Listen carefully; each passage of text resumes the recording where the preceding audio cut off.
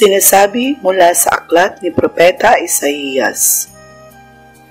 Narito, ito ang ating Diyos. Hinintay natin siya upang tayo ay mailigtas niya. Ito ang Panginoon na ating hinihintay. Tayo ay magsaya at maggalak sa kanyang pagliligtas. Nasusulat naman mula sa sulat ni Apostol San Pablo sa mga taga-Filipos. Alam ko kung ano ang mahirap o magkaroon ng sagana, at nabuhay ako sa lahat ng uri ng kalagayan. Alam ko kung ano ang ibig sabihin ng mabusog o magutom, magkaroon ng sobra o kulang. Binibigyan ako ni Kristo ng lakas upang harapin ang anumang bagay. Napakabuti mo at tinutulungan mo ako noong nahihirapan ako. Isinasaad mula sa mabuting balita ayon kay San Mateo. Sinabi niya sa kanyang mga alipin, nakahanda na ang piging, ngunit hindi karapat-dapat ang mga inaanyayahan.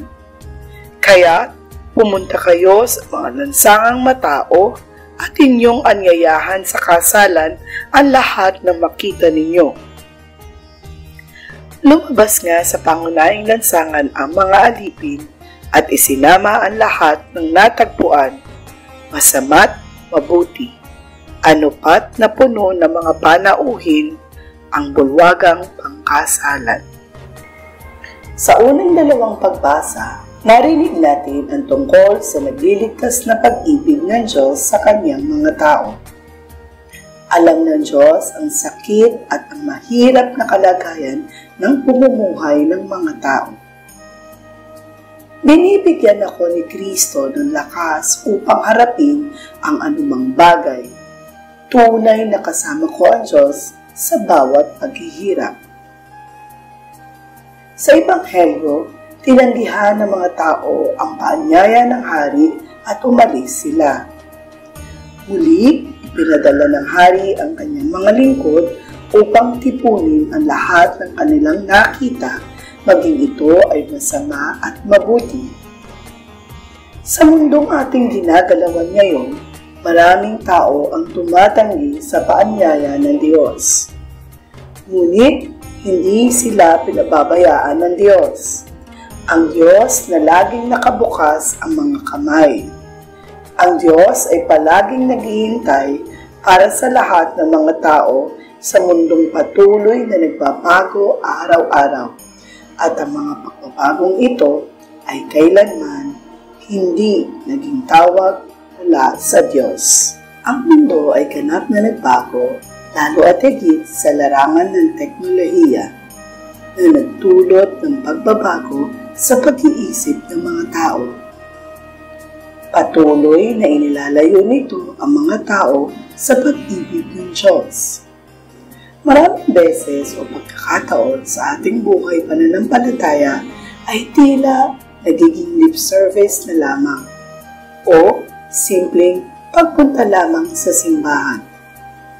Sa totoong buhay, maraming tao ang hindi namumuhay ayon sa kalooban ng Diyos.